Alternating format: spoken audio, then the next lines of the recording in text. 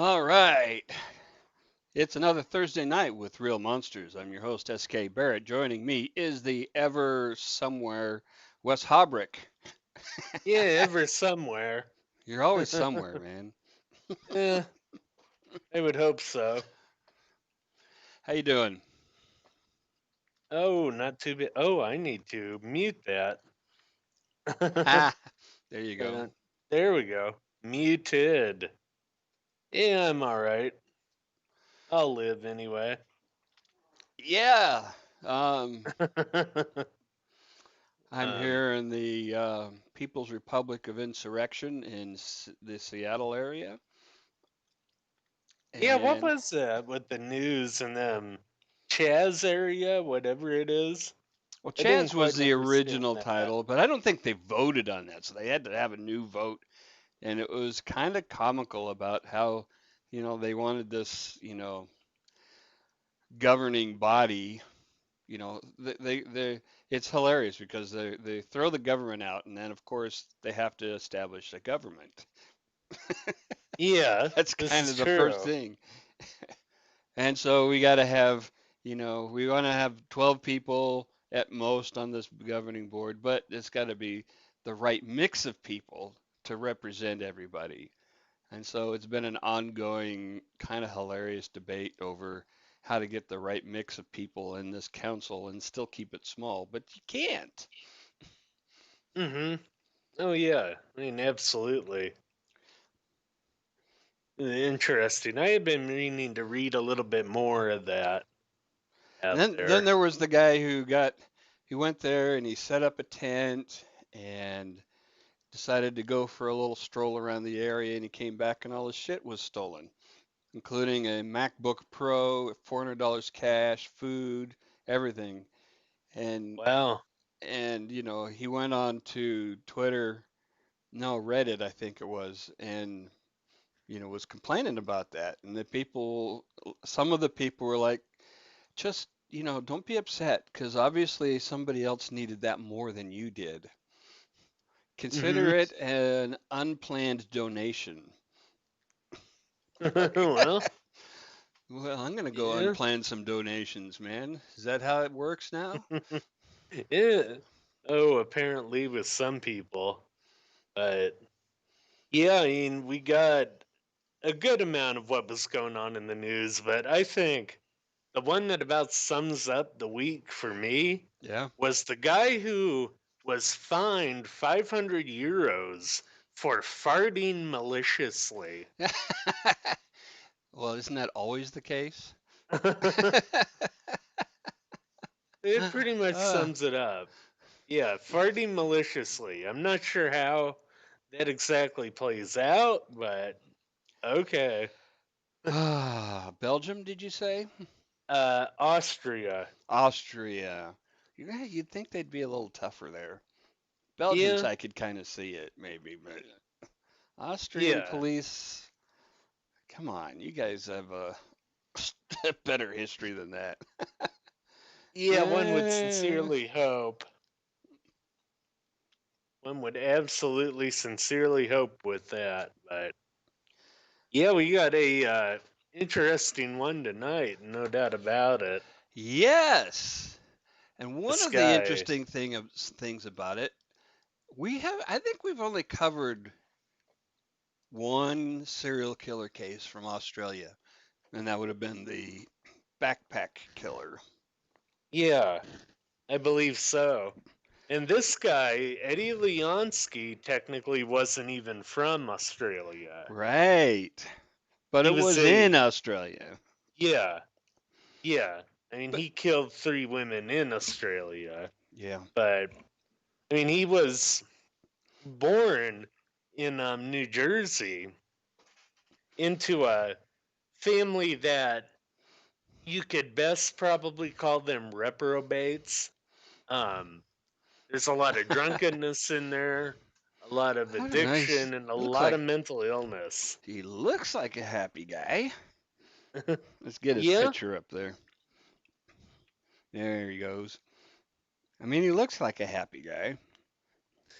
yeah, yeah, he really does. That might be the smile of the insane, though, as we'll see. as we'll see. But Australia has kind of this reputation, as a lot of places outside the US have a reputation, so to speak, of not having serial killers. Yeah. Um, but it's not true. Oh UK no. has had a long history of serial killers. Um, Yeah. Australia has had plenty.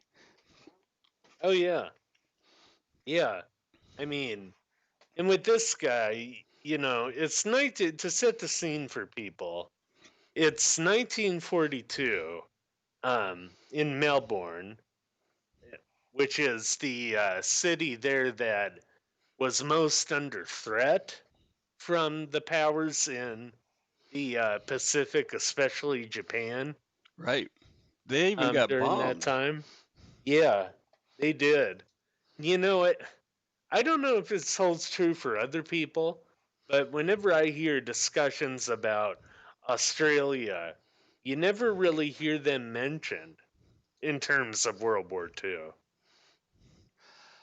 Uh, Australia was, well, if they ever are overlooked, it's really unfortunate because the Australian soldiers especially um, Hmm. played huge roles in the battles in the South Pacific. Oh yeah, They were um, essential soldiers in New Guinea for one, and in other places, especially the former holdings of the British colonies in Thailand and Singapore and Burma. They fought heavily there. They didn't always fight alongside U.S. soldiers, but oftentimes did. yes, yep. They did through much of this, and because of that climate of what was going on, brownouts were a very constant thing in cities like Melbourne. They would cut the lights literally to make it harder for Japanese bombers to find their targets. Yes, and uh, that kind of thing, there was, well, they called them blackouts in the U.S. more typically, um, but on the West Coast in the U.S.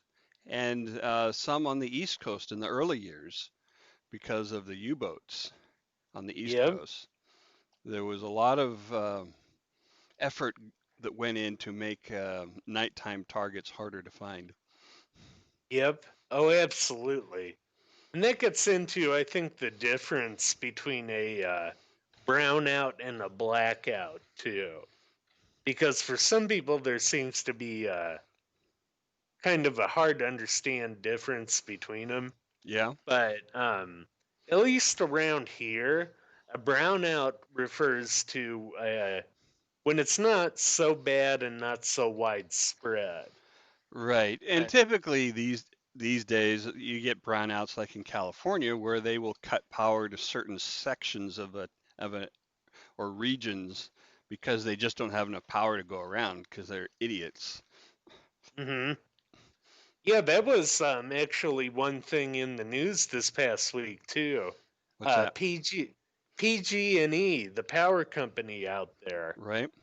claimed responsibility for the campfire fire that Well, happened in 2018.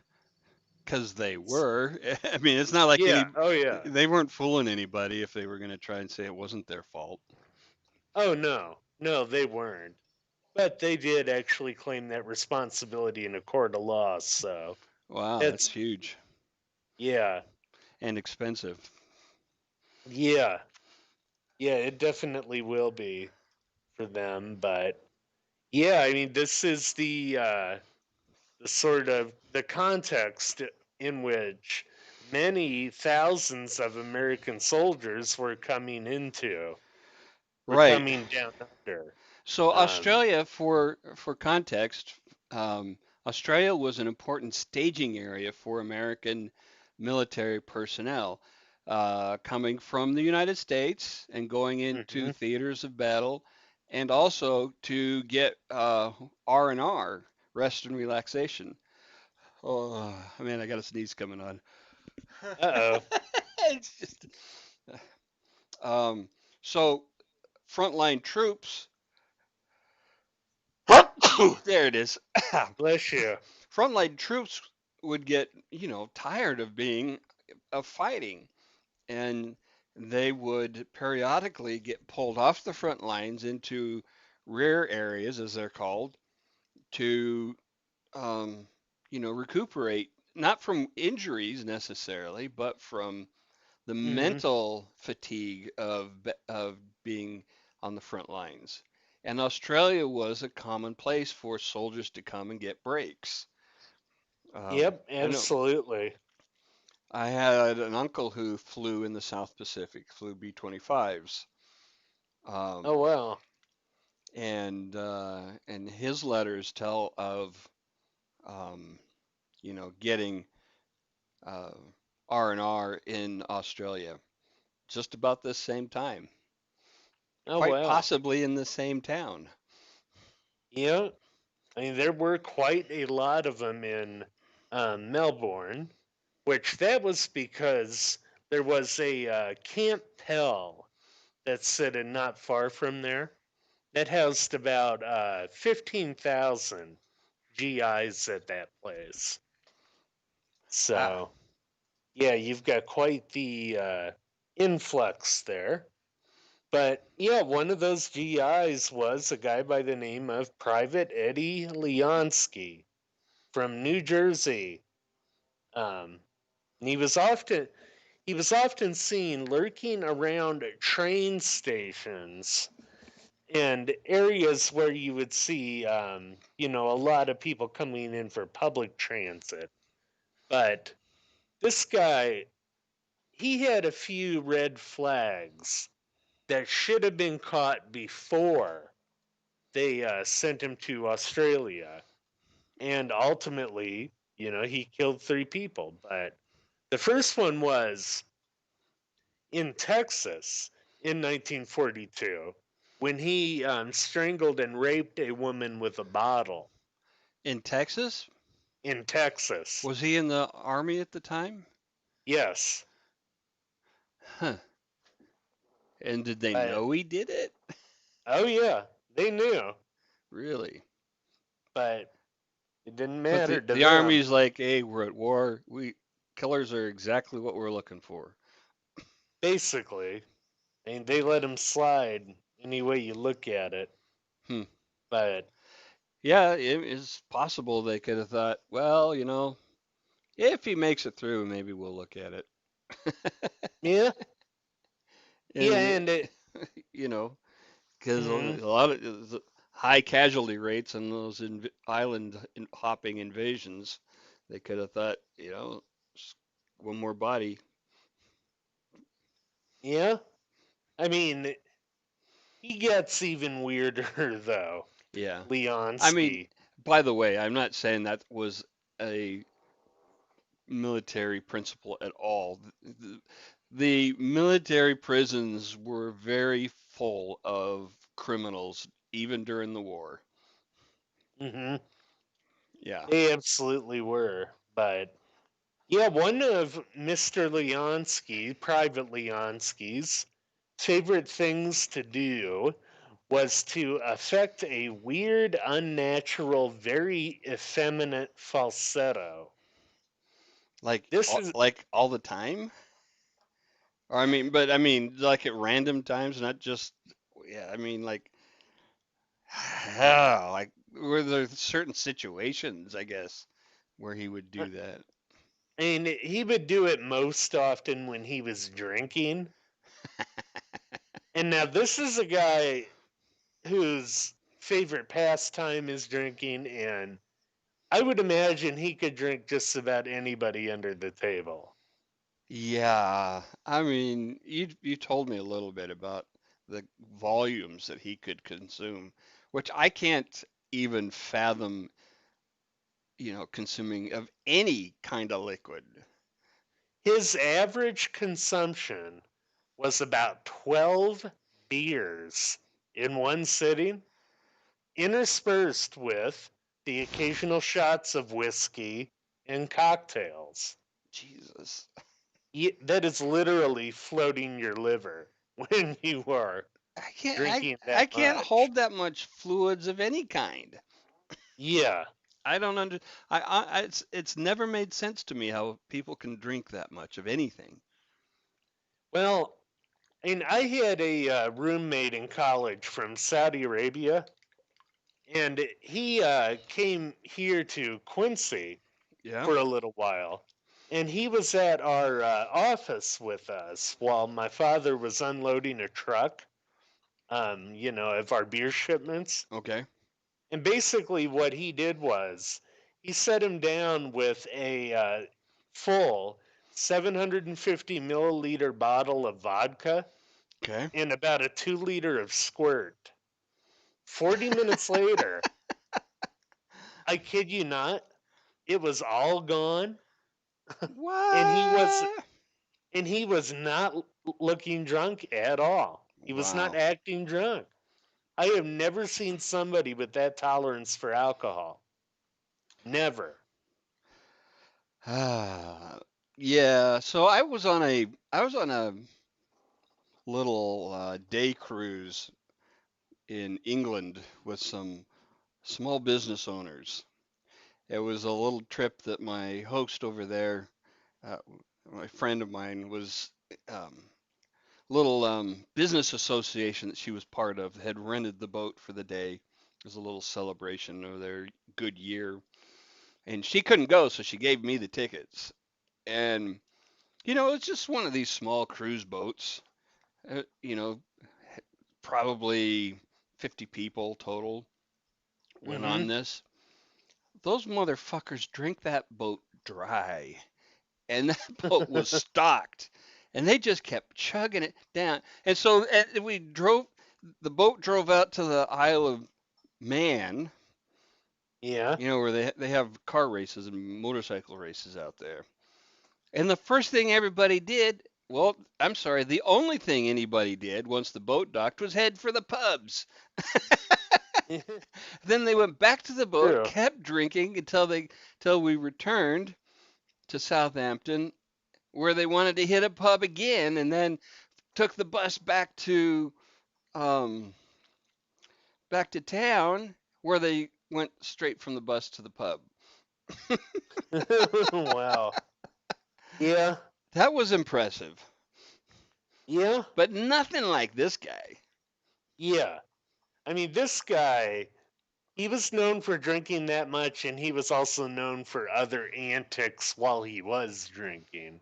Shock. One of it, one of his favorite things to do was a walking handstand on the bar while he was drinking. Wow, But that's but pretty yeah, good. That's pretty impressive balance.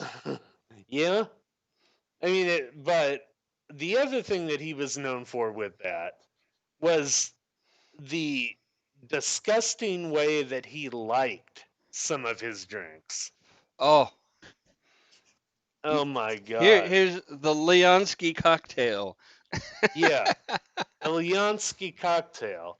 Kid you not? One Yeah. of his favorites was gin, milk, and mustard.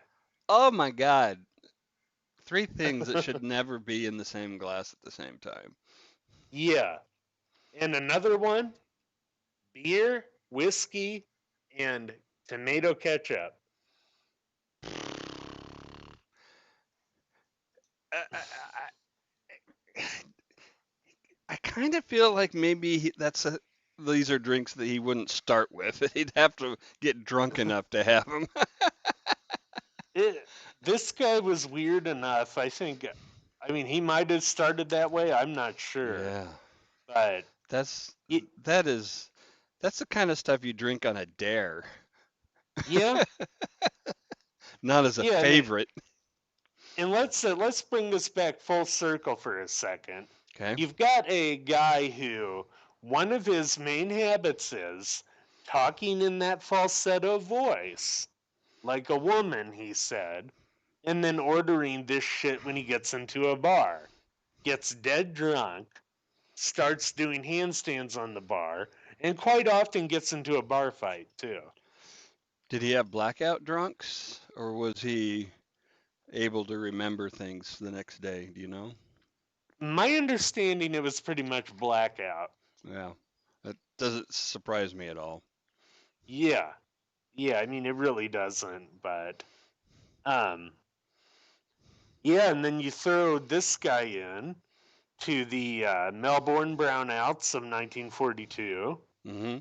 up until when the Japanese attacked. Um, and that those sorts of strategic brownouts that made life harder for the Japanese bombers. And by this time, Leonski was already known for his drinking and sexual abuse of a New Jersey woman as well before he got here. Oh, That one, honestly enough, I couldn't find anything corroborating. really? Yeah, but we do, like I said, have corroboration on the one from Texas. Hmm. So, yeah. In San Antonio, he attacked a woman in the street. Um, and at the same time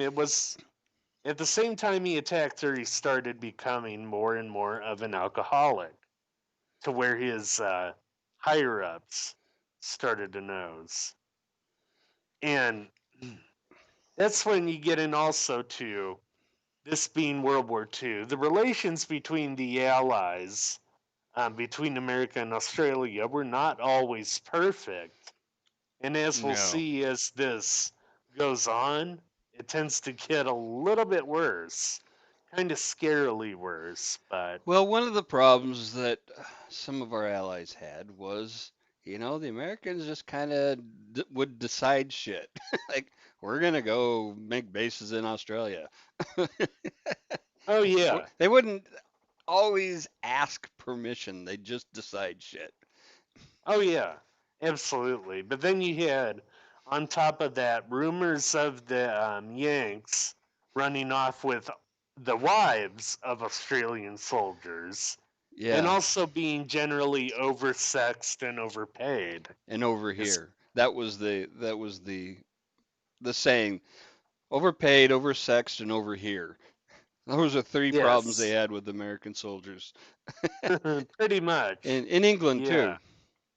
Oh, I believe it. Because But as little as our soldiers thought they were getting paid, it was a lot more than the Australians and the Brits. hmm And so, they seemed like they had a lot of money compared to the locals. yeah, yeah, I believe it. Which brings us to our first victim, 40-year-old Ivy McLeod, which I do believe we have a picture of. She's one of the women, and once it flashes by, I'll um, Hold let you know. on. And that was one of the first Saturdays in May of 1942. She left the house around 5 o'clock and met up with a friend with whom she stayed until about 8 o'clock. Here's the three ladies. Yeah, there we go.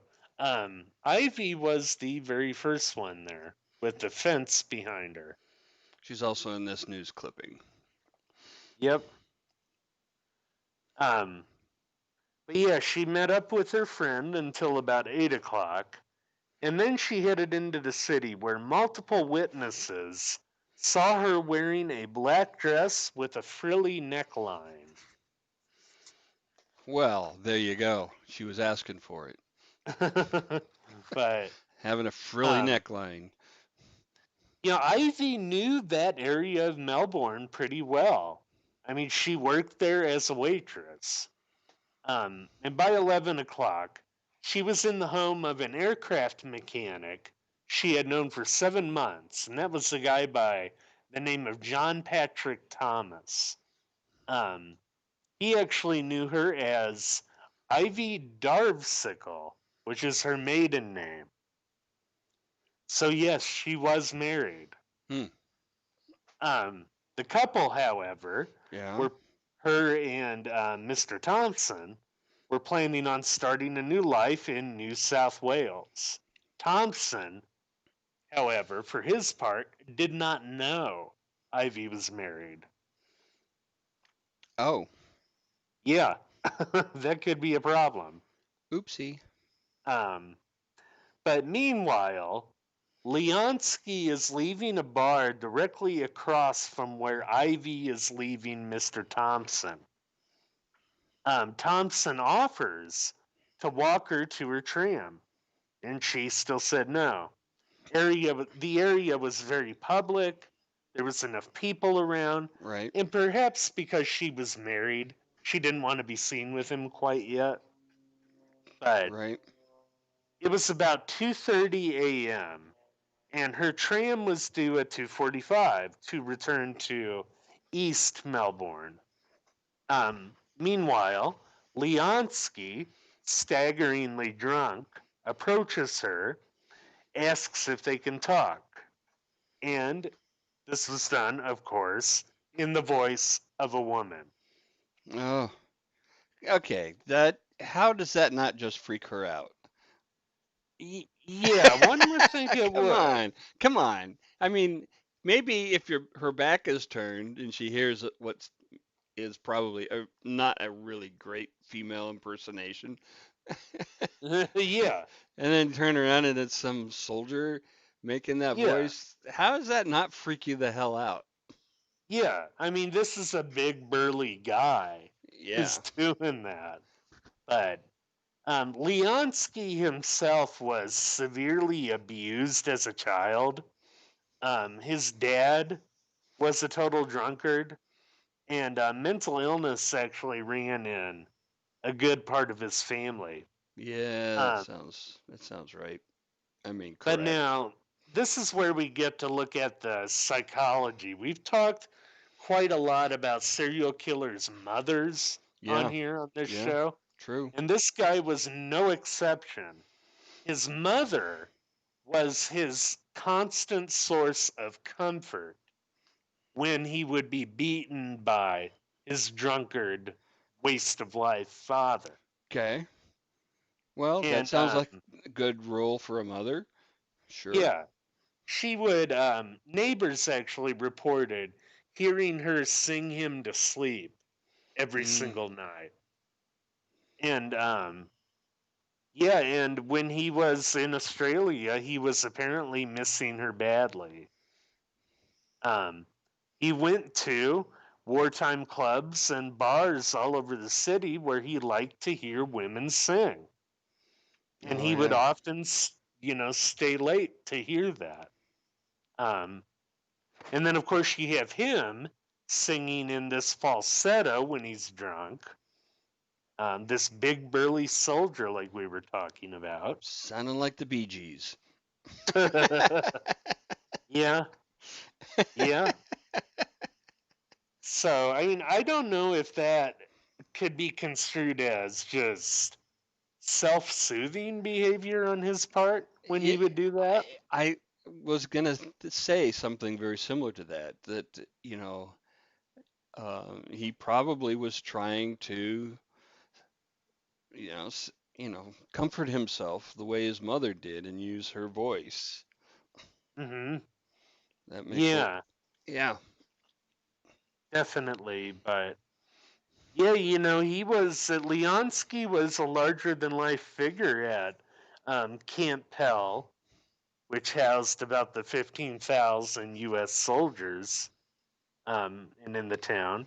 He's physically well built. He works out daily. Um, he often tries to outdrink acquaintances. and why Um, wouldn't you? and like you were saying with the blackouts, he would remember very little of what he did when he was drunk. Um, Yeah, that just does not surprise me at all. yeah. I mean, basically, beyond singing in the falsetto, But Booze and the Leonskis just did not mix well. Um, Eddie was one of four children, two other brothers and a sister. And it was my understanding that two of the brothers were in a mental hospital Hmm. not too long after this. I couldn't find out the exact diagnosis they had, but they were in there. Um, and yeah, I mean, his dad was an alcoholic who regularly beat Eddie and his brothers. But mom, doing her best to get away from that, gets a divorce from this guy. Okay. So that's a step in the right direction. Yeah. But But oh, there's always a but. husband number two is just as violent as husband Uh, number one. you know, this is not just a female thing. This is an abuser abusee thing. It's Hmm. so easy to fall into those old patterns, even when you swear you're gonna not do it this next time. But Yeah, but abusers are so good at camouflaging their intentions early on. yeah. Um, that people can get suckered into it again. Oh, absolutely. I wonder if a little bit of it might have been battered woman syndrome too, Absolutely. with what was going on. But yeah, this birthed this kind of Jekyll and Hyde dynamic in Eddie Leonski. You know, Yeah. in fact, those were the words he used after he was caught, Jekyll and Hyde. Ah. But Yeah. um, but when he was good and sober, he was described as an affable and loyal soldier.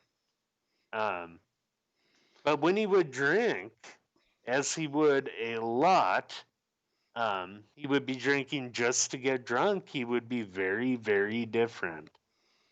Um, and like we were Mm. saying there with the average, his average intake 36 beers interspersed with shots and cocktails. Good Christ.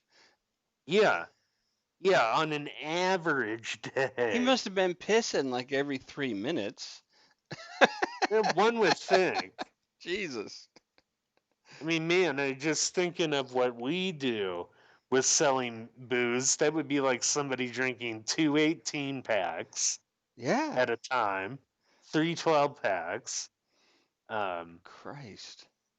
or a 30 pack plus six. I've never Uh, had a 6 pack of anything in a day. yeah.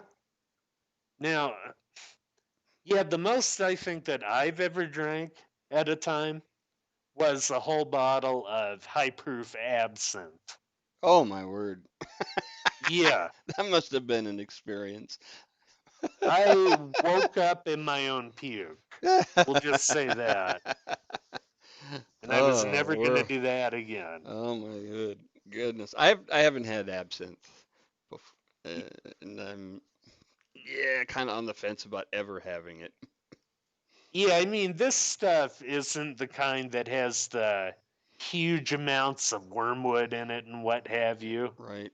But, I mean, it is still absinthe. But, yeah, a whole bottle of it is what I did. Jesus.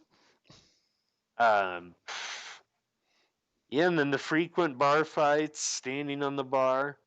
Um, and this was all basically learned behavior from his family life, plus the Right. genetic component, of course. But um, he was often bullied as a kid in New York too, or in New Jersey too, and taunted for being a mama's boy.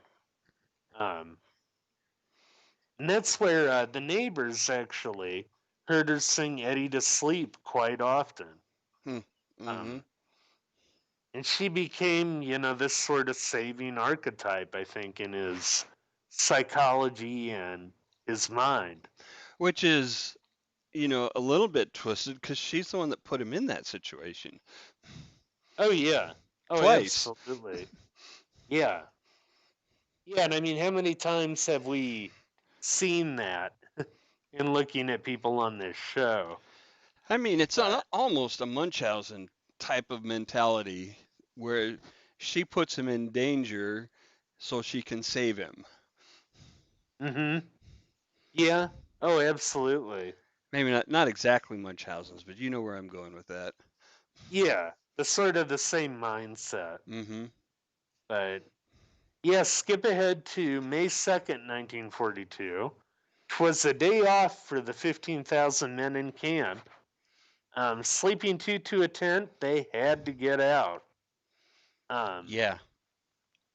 and that day, Leonski was observed drinking a beer chaser for every whiskey he downed, which I can imagine was quite a lot.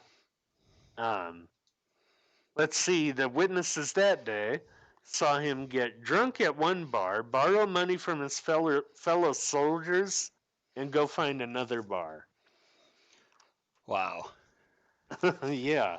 Yeah. So here's pictures of the tents and the cots that they would sleep on. Yep. This is not, 42. This is early stages of the war.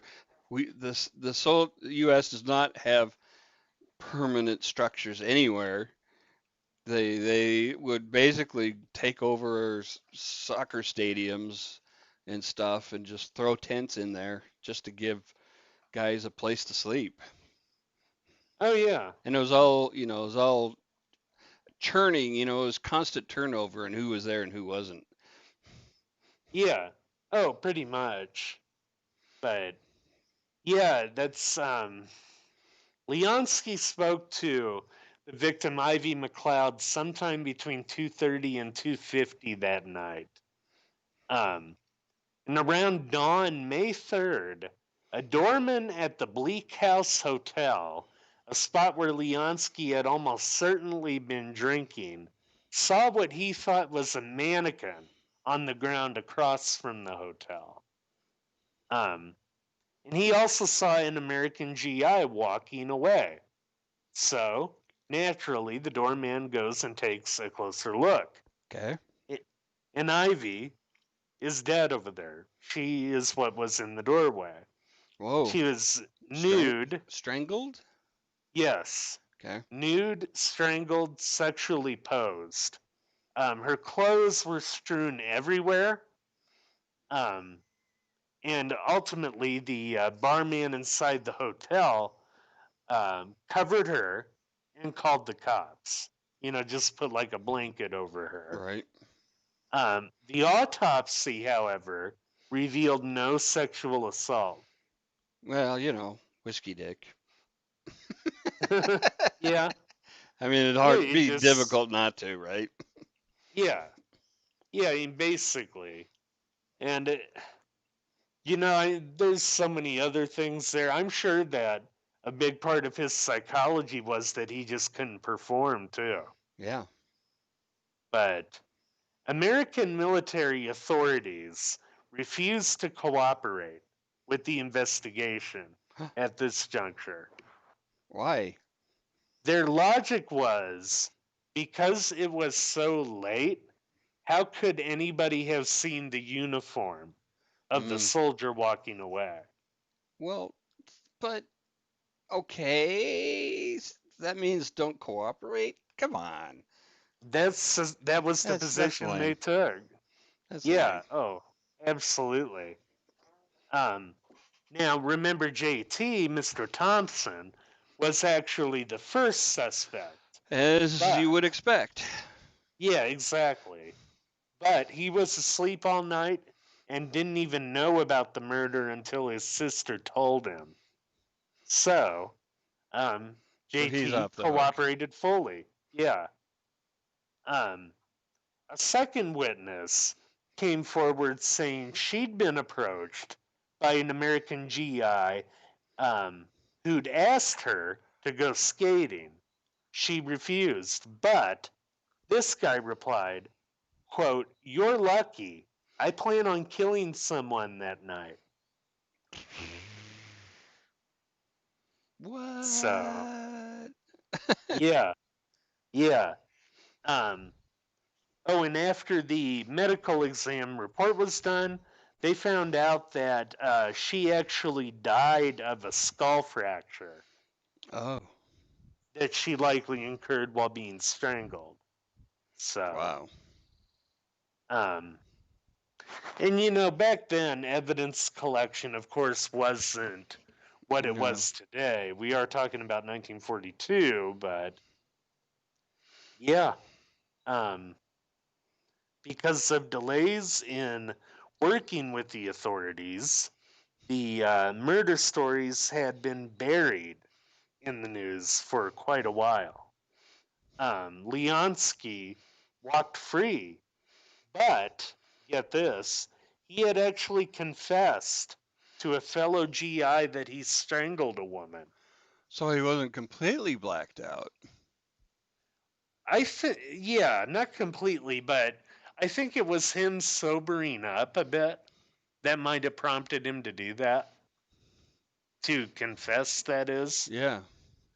Um, but yeah, he ends up telling Private Anthony Gallo that, hey, I strangled somebody, Gallo. I strangled somebody, were his Wow. words. Wow. Leonski was rattled, and Gallo ended up telling no one after he heard that. I guess he just chalked it up to the guy being drunk and, just out of his mind. Um, but yeah, I you know, I totally get that in a way that, somebody came up to me and said they'd strangled somebody, and maybe if they're not completely sober, you're like, whatever, dude. yeah, yeah, yeah. I mean, I might be able to excuse And that it kind so of depends far. on, if especially if it seems really out of character for him, as far as you know. Yeah, and it was, I mean, for the most part. But moving ahead a bit in May, Pauline Thompson, whom we also have the photo of, she would have been May 9th, so in the middle there. Yeah. Um, she was the wife of a policeman. Said she was going to a music lovers club in Melbourne. She had 3 kids. She was a part time receptionist at the Melbourne radio station, 3AW, and was on her way to meet her girlfriends from work. Um, if asked, she would be giving her maiden name O'Brien, though her hubby was away. And I see. one interesting thing about this I found during research, did you know that these kind of extramarital affairs go up during wartime? Yeah, it's not surprising, is it? No. No, I guess it really isn't. But But what yeah, what is interesting in these two cases so far is that their husbands aren't soldiers in a way. yeah, this is true. I This is mean, very true. you kind of expect that to go up when the soldiers are gone overseas, Uh-huh. but not when they're, across town. Oh yeah. Yeah, absolutely. And when they're still there. Yeah, But yeah, her hubby was away, and her plans were to meet up with a dashing American GI, then hit a dance club. yeah, yeah. They just But, want some excitement. but again, Leonski was drunk and looking for a woman's voice. Um, and it turned out that Pauline Thompson's date was so late, she went on to the Astoria Hotel bar with, quote, a well built soldier, according to witnesses. Mm. Yeah, And that narrows it down. and now her drink while she was there was gin and orange. God knows what Leonski ordered when he was there. I don't even want to think about God, that. That literally made something my with skin milk and crawl. ketchup. Yeah, pretty much. You Oh, know, oddly enough, after they caught this guy, they tried to use him ordering that stuff as evidence of insanity. Seriously. I might be persuaded of that if I'm on a jury. Yeah, yeah, What is this guy, crazy? Oh, he also killed people. Well, that kind of makes sense. yeah, pretty much. But yeah, and they went bar hopping after, and Pauline's body was ultimately discovered on the steps of her home on Hmm, the morning of May 9th. Also strangled, yeah. and her clothes just strewn everywhere. Sexually posed, but no evidence of rape or assault, Hmm, which again makes me think that he had trouble performing, like a yeah. lot of these killers do, by the way. Even when they're not blackout drunk. Yeah, exactly. Um, but yeah, this, well, we have two women dead by now. This is being very straining on Australia US relations at the time in the middle of Yeah, a war. yeah, yeah. Well, so who's in charge over there? Douglas MacArthur. MacArthur. Yeah. Yep. And he will be factoring into our story yet again as we get a little bit further. But yeah, I mean, Pauline was literally murdered on her front steps Wow. and left there. And nobody And heard no anything. one heard. And the US military was still very reluctant to help with any of this. Oh, two dead women? Well, that's I don't know if that's worth getting worked up over. Yet. Uh, Yet. Pfft, just two. yeah. It's just two. Come on. Yeah, I guess they didn't think that the what the witnesses said was conclusive enough, but yeah. And Leonski actually confessed again to a different soldier after he killed Pauline Thompson. Wow. Um, and again, it fell on deaf ears. And Yeah, they figured, hey, it's because he was sobering up. Um, and he again would often describe himself as a Jekyll and Hyde.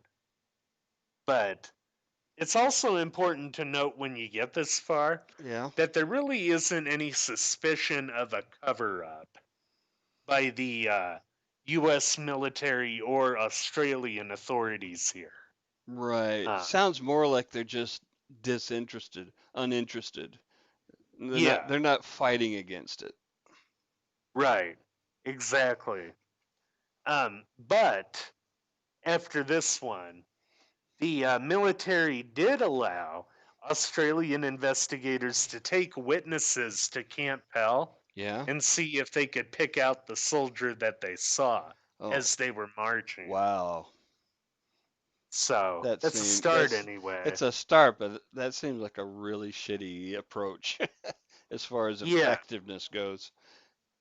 I yeah. mean, because you see 1,000 guys walking past, you're just not gonna unless he's got really distinctive features, you're just not gonna be able to spot him Yeah, when yeah. they all look the same. Literally, they all look the same with Oh, the yeah. way they dress and the way they walk and talk and all that stuff. How are you Well, gonna and tell remember one that. from another? Well, and remember also that the first time they saw this guy was at night Right, for both of them. from a distance. Yeah, yeah, exactly, and from a distance too. So no surprise there that neither witness could ID anybody Yeah. when they did that. Um, and meanwhile, Mr. Leonski is still drinking himself into oblivion. Um, his drinking escalates even further. And that's when we get into woman number 3, Gladys Hosking, age 40. She worked in the Melbourne University chemistry department, but she was from Perth. Her dad received a letter from her not long before she died, saying she was very nervous about walking alone at night in the city, um, and that she always tried to travel with a companion. Not a And bad plan. Not a bad plan. oh, not at all. And the newspapers at this time were actually calling it a panic amongst a lot of the local women Good. about Well, walking out. Yeah, good. exactly. I mean, they probably should be Yeah, absolutely. panicked about some psychopath coming after them. They just But don't know enough yet to not be panicking. yeah, exactly. But Gladys was fond of ballet and local theater. And often she would be alone at night trying to, get to where these things were happening Hmm.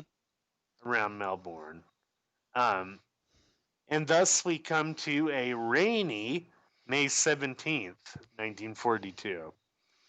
Gladys left work walking with a friend under an umbrella.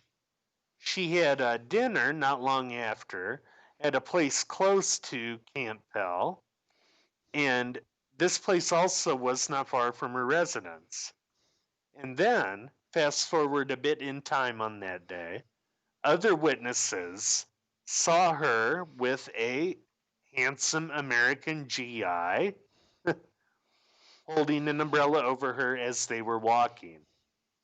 But now, this witness was Private MP Malcolm K. Walsh. Oh, that's a witness of a different color, so to Yeah, speak. Um, exactly. to twist that Um, metaphor, because a soldier uh, yeah. and MP, you would hope that they would have some observational training. Oh, yeah. Yeah, one would sincerely hope that. But yeah, I mean, he saw that, and one weird note that he decided to throw in there, the umbrella was being held, in his words, protectively over the woman. What does that mean exactly? Good question. I wasn't able to find out. But at any rate, the MP wasn't worried with what he saw. Um, And yet, but and yet, something about it made it stick in his mind. Because honestly, you walk past, if you're walking in any city where there's people out and about, almost nobody sticks in your mind the next day. yeah, yeah, oh, absolutely. Almost nobody would, but But for some yeah, reason, this guy did. This couple. hmm yeah, yeah. It is a little strange why that would happen, but come the early hours of the 18th, Leonski was actually seen um, being stopped by an Australian soldier guarding military equipment. Apparently, Leonski was covered in mud head to toe. Hmm. And what's he do? He asks the guard for directions back to the camp. And the guard said he looked scared, drunk, agitated, and frantic. He Oh, also said he was crying in this otherworldly, high pitched voice. well, that's weird. So now he's not Yeah, just singing in this voice or talking in it; he's crying in it. yes, Well, that yes, that he's, that is the kind of thing that would stand out in someone's mind. Just that. yeah, oh, absolutely. Um, yeah, and that singing, the singing and talking like that, I mean, he's obviously trying to soothe himself Right. after something horrible happened. Right. Um, yeah, he, So here we. This is just a little over 2 weeks, right? yeah, oh yeah. There was like a 6-day Looks like difference looks like between 1 and 2, and then 7 between 2 and 3. yeah, I think yeah, something like that. Um, do we have any idea when he was scheduled to ship out? that I don't know. Okay. I wasn't able to find that info, but you know, he's obsessed with the female voice. Yeah. Um, and by then, that night, the falsetto was all he would talk in. Um, Really? let's see. Yeah. And when he got back to camp, he had told his buddy that he'd fallen in mud. And when his buddy tried to ask him a little bit more about that, he just looked back at him in a daze, were his words. Mm, And meanwhile, across the park, also in a lot of mud from the rain that had been going on, Gladys is found strangled, her clothes ripped, and her body dumped in a ditch literally 350 yards from her home. wow. All this was adjacent to the park, too. But, yeah, by her body, there was an umbrella with a new copy of the Melbourne World Herald and its Women's Weekly inside. Hmm. And her features were basically unrecognizable because of how much mud had been caked on her. Wow. Um, yeah. And So when so what was her mode of death? strangulation, Again, okay. yep. And when Private Gallo, the guy that had heard that first confession Mm-hmm. from Leonski, when he heard about this, he had the immediate realization that, hey, this guy wasn't bullshitting. Mm. So Gallo goes to his superiors, and his superiors go to the Melbourne police with it. So finally, Oh. we have some local cooperation Yeah. with the military. Um, they executed a search warrant on Leonski's quarters, and they found newspaper articles about each of the deaths. Hmm. Um, and Leonski basically confessed to it all right away. And then you have this, huge amount of evidence that's hanging over him too. But the question then became, should he be tried in an Australian civil court or an American military court? Yeah. And, there's also the sanity question, but all of Well, this was first, uncharted territory. yeah, first you have to decide jurisdiction. Yeah, yeah, very uncharted territory for Australia at that time. But General MacArthur, he was very worried about anti US sentiment Yeah. coming up in Australia. So he pushed for the charges, trial, and execution to all be done in military court. And this is, That by the seems way, counter to me. it, yeah, I mean, I could see that. you're worried about relations, then let the locals handle it. Yeah, I I mean, on the surface anyway, from the little that I know about things, MacArthur was a very shrewd strategist. So if he decided that doing it in the military was best for relations, he would have thought that through pretty well. I think so too, as well. I think he might have been wanting to send the message too that we're going to throw the book at this guy Yeah. and that, you can trust us with that. Um, this Well, is yeah, the yeah, only, yeah. In that sense, to demonstrate U.S. willingness to deal with soldiers, that does make sense, right? yeah, exactly with that. But yeah, this was the only time a killer on Australian soil had ever been tried by a non-Australian court. Um, and by now, Melbourne is getting knee deep in its push against Japan too.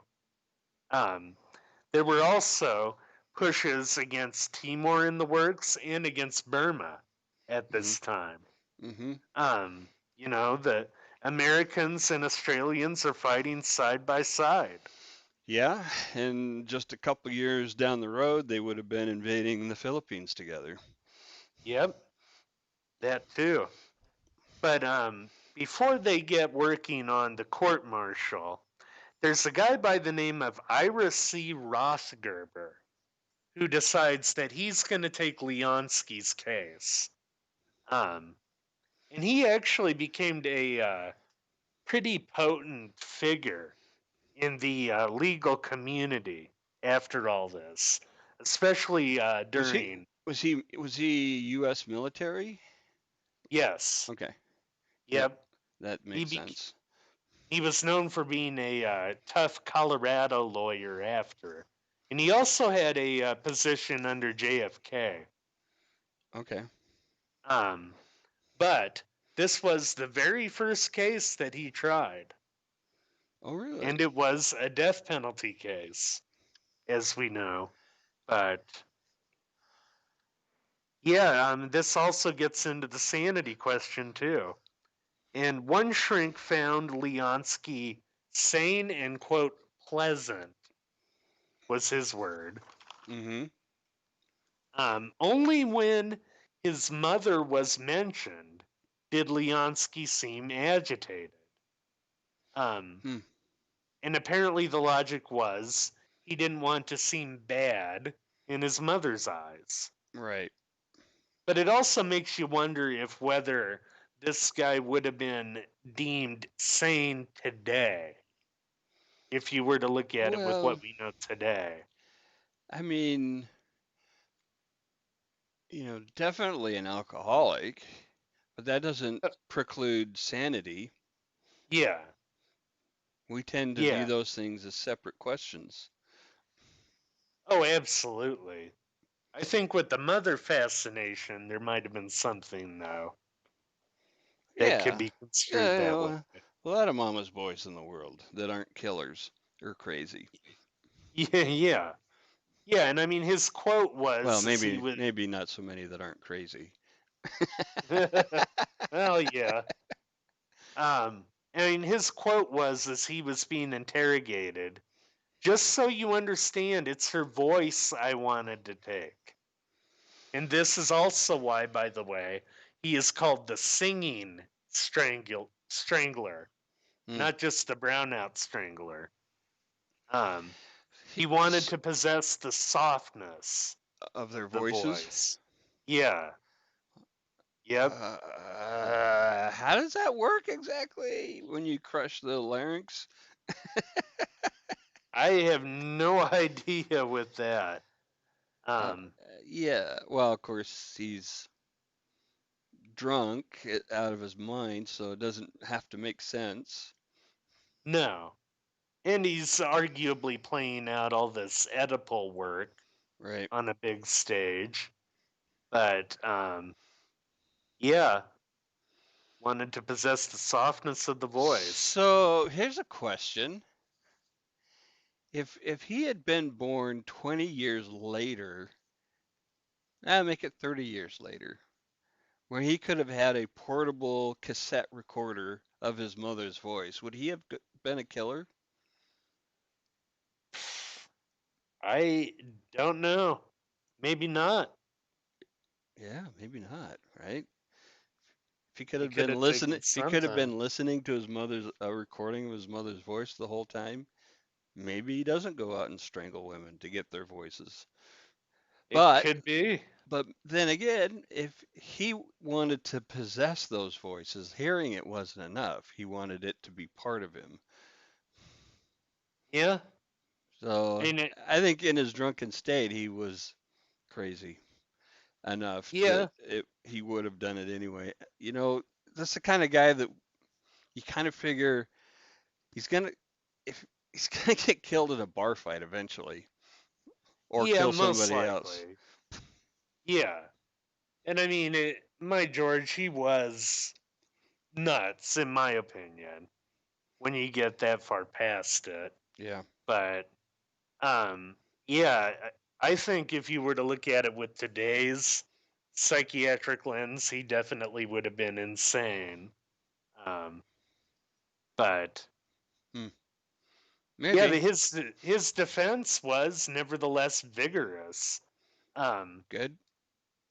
but all four shrinks said he was sane.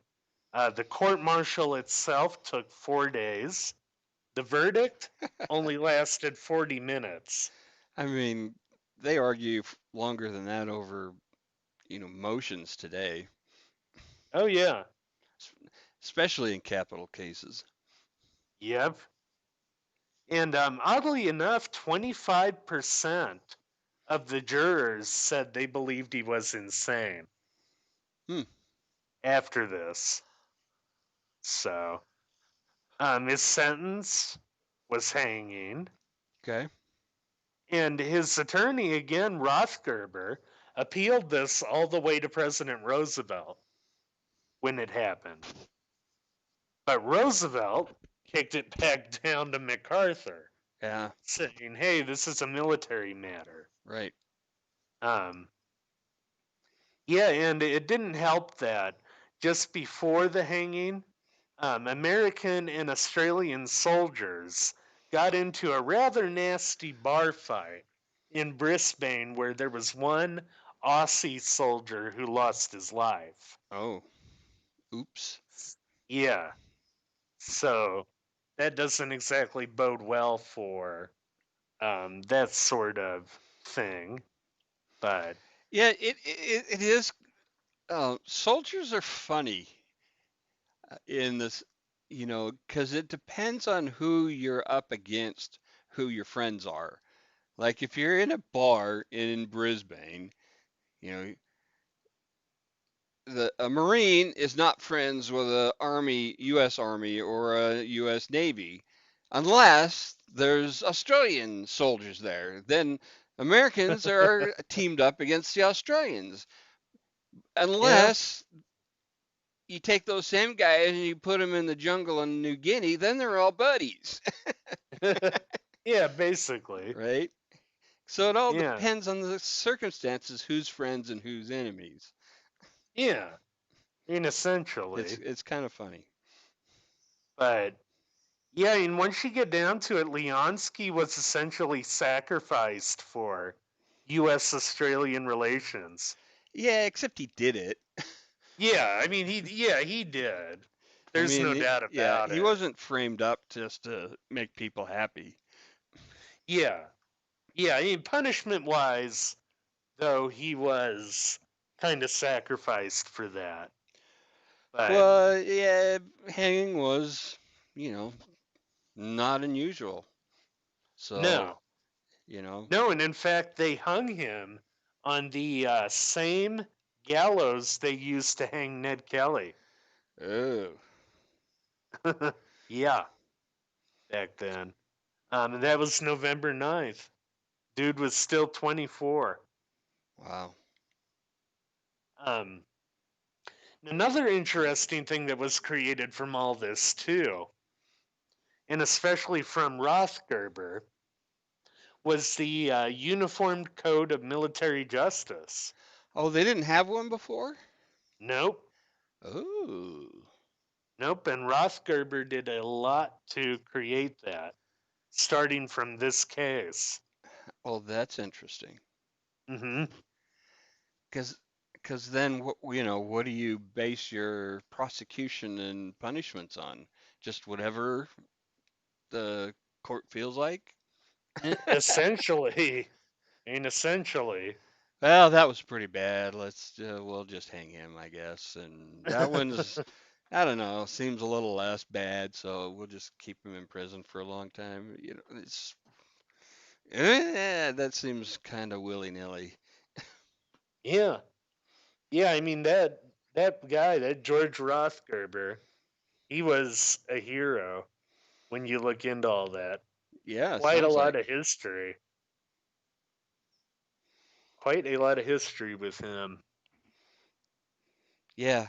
You don't ever want to need a lawyer, but when you need a lawyer, you want him to be a fucking junkyard dog. Him or her. You don't want to Yeah, be up against a junkyard dog. You want your lawyer to be on your leash. yeah, exactly. You want that shark in your corner. Yeah, that's right. uh, You don't want a nice attorney. You want a asshole son of a bitch. yep. One is gonna go after them, man. Yep. That's the thing, you people are justified to bitch about prosecutors going too far, but defense attorneys going too far? Nope. That's their job, man. That is. And it drives me nuts on every fucking TV show that has defense lawyers who aren't the heroes of the show. Everybody's like, how can you defend these people? It's like, well, Jesus, what do you think the court system's for? Yeah, yeah, Everybody deserves a vigorous defense. exactly. And Exactly. if they're not going to get it, we don't have a jurisdiction. We don't have a justice system. That's one book that they should add to civics classes in this country is Cicero and Oh his yeah, writings on defense attorneys. Because he was basically the first to say that is the only job of a defense attorney is to give you the most vigorous defense possible. absolutely. And these whiny little fuckers in Hollywood who think defense attorneys are some kind of scumbag have never had to defend themselves in court. Yeah. Oh yeah. I mean, not to say that defense attorneys can't be scumbags. Personally, I think like I don't, yeah, having yeah, I don't care if he's my attorney. yeah, yeah. I mean, I Uh, was just thinking of like Avenatti as oh being a yeah, great example of a absolute, scumbag. absolute scumbag of a human being. But if he's good, you want him in your on your at your table in court. Yep. Yeah, I couldn't agree more. But yeah, I mean, that ends the saga of Eddie Leonski, the American GI who killed Australian women. Well, um, I'm not a big fan of the death penalty, as you know, but this guy really was guilty. Yeah, There's no I question think so about it. too. Yeah, I think so too. I think even if he did have a bit of a mental pathology, I don't think it affected him to the point that, criminal responsibility is diminished. Yeah. Well, we definitely need to spend some more time with the list of serial killers in Australia because Yeah, there's it's some enough of some interesting characters there, and most of our audience won't have heard of them. this is true. Yeah, we definitely need to do that. Start adding them to the list too. Cool. Yep, absolutely. Well, good job on the military catching this guy before he went any farther than he did. Yeah, thank God for that.